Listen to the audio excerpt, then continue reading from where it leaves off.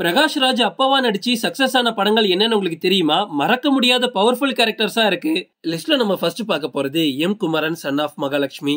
அம்மா நானா ஓ தமிழ் அம்மாயி அப்படின்ற தெலுங்கு படத்தை பேஸ் பண்ணி வந்த படம் தான் இந்த M Kumaran son of Mahalakshmi.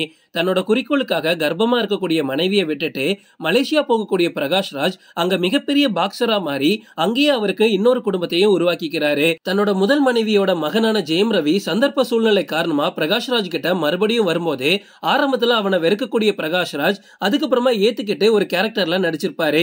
அவர் பண்ண அப்பா கேரக்டர்ல ரொம்ப அழுத்தமான நடிப்பை வெளிப்படுத்தி இருப்பாரு. ஆரம்பத்துல ரெண்டு பேருக்குமே ஈகோ கிளாஷ் அப்படின்றது இருக்கும். அதுக்கப்புறமா ரெண்டு பேருமே அவங்களோட உணர்வுகளை புரிஞ்சுக்கிட்டு பிரகாஷ் ராஜ் ஒரு அப்பாவா மிரட்டி விட்டுருப்பாரு. இதுல பிரகாஷ் ராஜை பொறுத்த வரைக்கும் இந்த படத்துல ரொம்ப அடமண்டா இருப்பாரு. சோ அவரோட பையனை ட்ரெயின் பண்றதா இருக்கட்டும், இல்ல அவர் மேல இருக்கக்கூடிய பாசத்தை காமிக்கிற விதமா இருக்கட்டும், பிரகாஷ் ராஜோட பாசமே இந்த படத்துல வேற மாதிரி இருக்கும். லிஸ்ட்ல நம்ம அடுத்து பார்க்க போறது அறிந்தும் அறியாமலும். விஷ்ணுவர்தன் இயக்கத்துல 2005ஆம் ஆண்டு வெளியான படம் அறிந்தும் அறியாமலும். தான் கூடவே இருக்கக்கூடிய மகன் ஆர்யா ஒரு பக்கம், தன்னை பிரிஞ்சு புரிஞ்சு கொள்ளாம வாழக்கூடிய மகன் நவதீப் இன்னொரு பக்கம். இவங்க ரெண்டு பேர் மேலையும் சமமா அளவுக்கு மீறி அன்பு வச்சிருப்பாரு பிரகாஷ் ராஜ் இந்த படத்துல.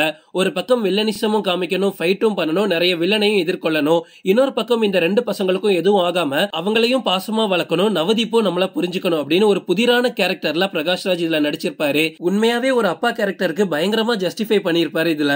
லிஸ்ட்ல நம்ம அடுத்து பார்க்க போறது அபியும் நானும். 2008ஆம் ஆண்டு ராதாமோகன் இயக்கத்துல பிரகாஷ் ராஜ் நடிச்சு தயாரிச்ச படம் தான் இந்த அபியும் நானும். இந்த படம் பார்த்ததுக்கு அப்புறமா ஒவ்வொரு பையனுமே நமக்கும் ஒரு பெண் குழந்தை பிறந்தா ரொம்ப நல்லா இருக்குமோ அப்படின்னு யோசிக்காம இருந்திருக்கவே மாட்டான். அதுக்கு முக்கிய காரணம் இந்த படத்துல பிரகாஷ் ராஜ் நடிச்சதுதான். அவரோட மகள் மீது, அதாவது த்ரிஷா மேல இவர் காட்டக்கூடிய பாசமா இருக்கட்டும், த்ரிஷாக்கு கொடுக்கக்கூடிய அறிவுரையா இருக்கட்டும், இல்ல அவளை நினைச்சு பயப்படக்கூடியதா இருக்கட்டும், ஒரு அப்பாவா சும்மா வேற லெவல் பண்ணிருப்பாரு. இந்த படம் பார்த்த ஒவ்வொரு பையனுக்குமே ஒரு பொண்ணை எப்படி வளர்க்கணும், அந்த பொண்ணு மேல எவ்வளவு பாசமா இருக்கணும், அந்த பாசம் நம்மள எந்த அளவுக்கு ஃபியூச்சர்ல கஷ்டப்படுத்தும் அப்படின்னு எல்லாத்தையுமே புரிஞ்சுக்கக்கூடிய ஒரு படம் அப்படின்னா அபியும் நானும் தான். இந்த படம் பார்த்ததுக்கு அப்புறமா பிரகாஷ் ராஜோட நடிப்பை நல்லா கவனிச்சதுக்கு அப்புறமா ஒவ்வொரு பொண்ணுமே கண்டிப்பா அவங்க அப்பாவை யோசிக்காம இருந்திருக்கவே மாட்டாங்க. நீங்க நம்ம தமிழ் சினிமால எவ்வளவு பெரிய ஆக்டரை வேணாலும் சொல்லுங்க, அவர் நடிப்புக்கு யாராலையும் ஈடு கொடுக்க முடியாதுன்னு சொல்லுங்க, ஆனா அபியும் நானும்ல பிரகாஷ் ராஜை தவிர யாராலையும் நடிச்சிருக்க முடியாது. லிஸ்ட்ல நம்ம அடுத்து பார்க்க போறது சந்தோஷ் சுப்ரமணியம். பொம்மரிலு அப்படின்ற தெலுங்கு படத்தை தமிழ் ரீமேக் பண்ணதுதான் இந்த சந்தோஷ் சுப்ரமணியம். அப்பா மகனோட உறவை சுத்தி பின்னப்பட்ட கதை தான் இது.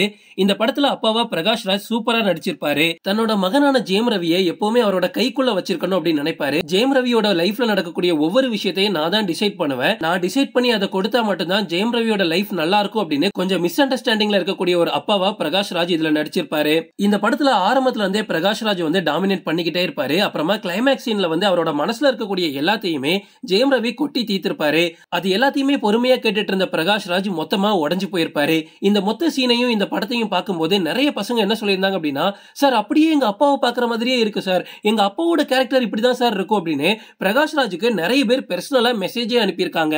லிஸ்ட்ல நம்ம அடுத்து பார்க்க போறது டோனி. 2012ஆம் ஆண்டு பிரகாஷ் ராஜே எழுதி இயக்கி தயாரிச்ச படம் தான் இந்த டோனி. நம்ம தல டோனி மாதிரி ஆகணும் அப்படின்னு ஆசைப்படக்கூடிய மகனுக்கும் தன்னோட மகன் எப்படியாவது MBA பட்டதாரி ஆகணும் அப்படின்னு ஆசைப்படக்கூடிய தந்தைக்கும் இடையிலான ஒரு உறவு சிக்கல் தான் இந்த படத்தோட கதை அப்படின்னு சொல்லலாம்.